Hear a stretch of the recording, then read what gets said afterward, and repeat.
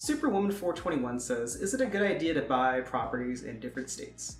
I want to start investing in property. I plan on buying my first property cash and live in to save money on rent and save for my next property. Is it a good idea to buy property in different states?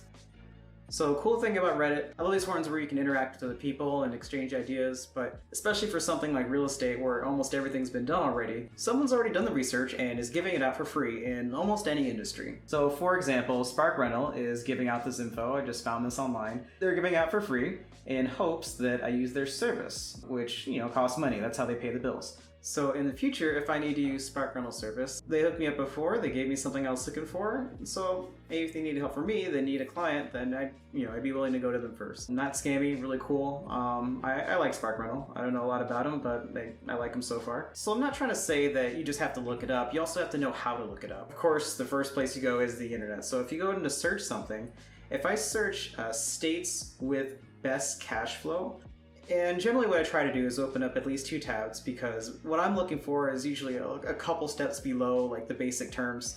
So I know that real estate makes money, I know how real estate makes money. I'm trying to figure out where is the best place for real estate to make money.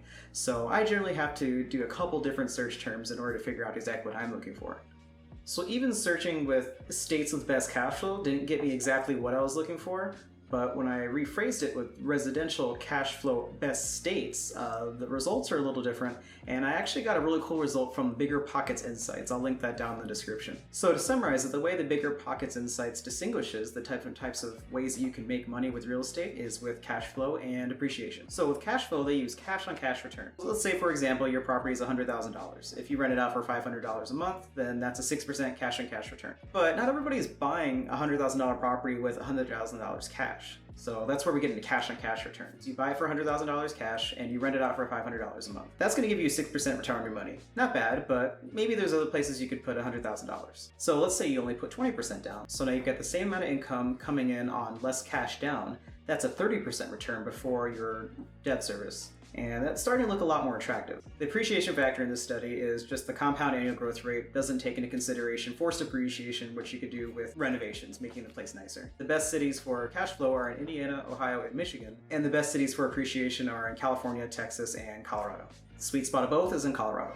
So if you're not in those 6 states, the answer to your question, is it a good idea to buy property in different states? The answer financially is yes, of course. But logistically, if you can't fly back and forth between wherever you're at and the state that you buy property at, what you have to do is figure out if you're comfortable with trusting other people with your property.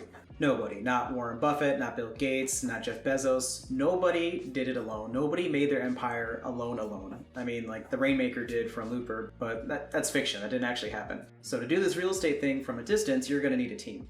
And at the bare minimum, that's gonna include a realtor that knows the market, an inspector that can verify the property that you pick, and a property manager that can take care of the property for you when you're not there. So if you don't know anybody, you can ask somebody in your network, hey, do you know a guy in Colorado that can help me find a home? Or if you're watching this, I'm in your network now. I know a guy in Colorado. I found him on Instagram. He's great. He's got a channel called Invest for More. He's got a podcast. Super awesome dude. I'll put that in the description down below, and I'll probably put a little thing right here too. And you can hit him up on Instagram. You can find his website. I mean, it's 2020. Things are changing. It's totally reasonable to DM him on Instagram, hey, I want to buy a place. Something a little more traditional is you can use Yelp reviews. A surprising amount of real estate occupations are on Yelp. I'm on Yelp, I'm a property manager. I know a ton of other realtors and property managers that are on Yelp too. The thing with Yelp is that generally those reviews come from tenants, and the tenants don't really have a reason to review unless something goes wrong with the property. So for my brand, we don't have any bad reviews yet, thank goodness. The brokerage that I work at, we've got a couple bad reviews from bad tenants. And so we respond to those reviews with like the other side of the story. So try to look for those. And if you don't see reviews like that, then just call and ask, hey, this tenant had this problem according to this Yelp review. Can you explain a little bit more about that? And that'll help you get an understanding of how it is to work with that company, and it'll give you an understanding of how they tackle issues. Nothing in real estate is perfect. You don't want a company that doesn't have any problems, you want to know how they deal with problems, and if the way that they deal with problems is okay with you. You can also look on Thumbtack, that's another service industry website where you can get a lot of reviews. And I'll get down to the 2 big things that are important when you're investing out of state. Number 2 is start residential before you go commercial.